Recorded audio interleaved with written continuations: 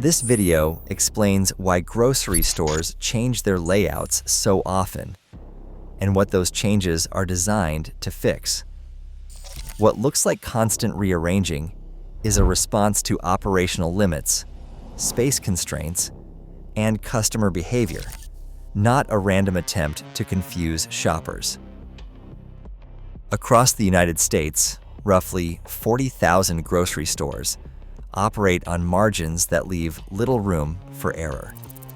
In most years, net profit sits between 1% and 3%, which means layout decisions are not cosmetic choices, but survival tools. When profit depends on volume rather than markup, how products move through a store becomes as important as what those products cost. Layout changes begin with a basic constraint.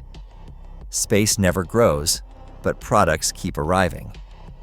Each store works within fixed square footage, fixed aisle widths, and fixed refrigeration capacity, which means every department competes with the others for room. When a category grows or demand shifts, something else has to shrink, and the result often shows up as a rearranged aisle.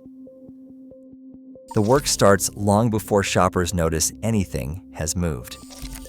Retailers use planograms, which are detailed shelf maps that specify where every product goes, how many facings it receives, and how much vertical or horizontal space it occupies. These layouts are based on sales history, inventory flow, and how quickly products turn over, not on visual symmetry or convenience. Execution matters just as much as design. When stores follow planograms closely, products sell more predictably and shelves stay fuller, but inconsistent execution creates gaps even when inventory exists. That inconsistency is one reason two stores from the same chain can feel very different. This is why two stores with the same logo can feel like different worlds. Labor pressure shapes those outcomes in ways shoppers rarely see. Surveys of grocery workers in multiple states have shown that staffing shortages leave products sitting in backrooms because there is not enough time to stock them. High turnover, which has remained elevated since the pandemic, compounds the problem by reducing experience on the floor. Fewer labor hours change priorities when staff time runs short. Essential stocking tasks often take precedence over organization, cleaning, or display maintenance. The result is a store that feels incomplete, even when deliveries arrive on schedule. Empty space becomes visible not because inventory is missing, but because labor is stretched. Layout changes also serve a corrective function when traffic patterns break down. Retailers track how customers move through aisles, how long they pause, and where congestion forms. When a section becomes crowded or underutilized, layouts are adjusted to redistribute flow and reduce bottlenecks. The goal is not confusion, but throughput. Entry design plays a role here. Many stores use a transition area near the entrance that allows shoppers to adjust before engaging with products. Once inside, common movement patterns emerge, including a tendency to turn in a consistent direction. Layouts respond to that behavior by placing high-turn items along those paths to stabilize sales. Produce departments are often positioned early in the trip for several reasons. They create a sense of freshness, anchor pricing expectations, and turn quickly, which helps balance the slower movement of packaged goods later in the store. These choices affect how the rest of the store performs, not just how it looks. Staples, like milk, eggs, and bread, tend to appear deeper in the layout because they are predictable drivers of traffic. Their placement pulls shoppers past other categories, increasing exposure without requiring aggressive promotion. This approach favors steady volume rather than impulse alone. Cross-merchandising reinforces that structure. Items used together are often placed near each other to reduce friction and increase basket size. Pasta appears near sauce.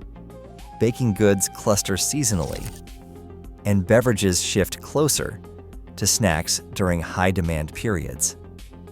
These adjustments respond to observed behavior rather than forcing it. Category resets are where most visible change occurs. These resets reorganize entire sections at once, often following quarterly or annual review cycles. Planning can take months, while execution happens over days, which explains why stores sometimes look disordered during transitions. Products may be nearby, but temporarily out of place. Manufacturers influence these changes through negotiated placement. Slotting allowances and promotional agreements affect which products appear at eye level, on endcaps, or in secondary displays. These arrangements help fund operations while managing limited shelf space, even though shoppers rarely notice the mechanics behind them. End caps receive special attention because they convert attention into sales more reliably than standard shelving. Their contents rotate frequently, sometimes every few weeks, to prevent visual fatigue and test performance. When an item performs well, it earns longer visibility. When it does not, it disappears. Seasonal shifts accelerate this cycle. Holiday baking, summer grilling, and back-to-school periods all require temporary reallocation of space. Once demand passes, layouts revert or shift again, which can make stores feel unstable, even though the changes follow predictable calendars. Shrink adds another layer of pressure. Loss from spoilage, damage, and theft affects inventory decisions differently across locations. Stores experiencing higher shrink often reduce on-hand inventory or limit variety to control the losses. Those choices alter layout density and product mix. Distribution logistics also matter. Stores closer to distribution centers receive more frequent replenishment, allowing tighter layouts with less backstock. Stores farther away rely on larger safety buffers, which changes how shelves are organized and how quickly resets can occur. Vendor-managed inventory complicates things further. In categories like soda and snacks, suppliers often control restocking schedules. When vendor visits vary, shelves reflect that variation, regardless of store intent. Shoppers see inconsistency where the system sees delegation. Technology increasingly informs these decisions. Sales data, loyalty programs, and forecasting tools help retailers test layouts and measure outcomes. Changes that improve turnover stay. Changes that slow movement are reversed. Layout becomes a feedback loop rather than a fixed design. Online ordering has reshaped priorities as well. Stores now serve both in-person shoppers and pickers fulfilling digital orders. Layouts adjust to support speed and accuracy behind the scenes, sometimes at the expense of visual continuity for customers. Private labels influence layout stability. Because retailers control sourcing and margins, store brands often receive protected space. As private labels expand, national brands compete more intensely for remaining shelf positions, which increases reshuffling during reviews. None of this happens to maximize frustration. Confusion is a side effect, not the objective. The objective is alignment between space, labor, inventory flow, and demand, all under constraints that change faster than physical stores can adapt. That tension explains why layouts never fully settle. Once shoppers adapt, demand shifts again. New products arrive, labor conditions change, and seasonal cycles restart. Stability becomes temporary by design. Understanding this does not make finding pasta sauce easier. It does explain why the search happens so often. Grocery stores are not static environments because the systems behind them cannot be static. Each rearranged aisle reflects a choice about what to protect, what to test, and what to remove. Each change represents an attempt to keep shelves stocked, workers efficient, and margins intact under constant pressure. The next time a familiar item moves, it is not a mistake. It is the visible outcome of planning decisions made long before the shelf was touched. Grocery layouts change because the system they serve never stops adjusting. One factor that often gets overlooked is how quickly customer behavior changes compared to the physical limits of a store. Habits shift faster than shelving can. A trend that takes off online can change demand in weeks, while adjusting layouts, contracts, and replenishment systems can take months. That gap creates temporary friction that shoppers experience as disorder. Pricing strategy also feeds back into layout decisions.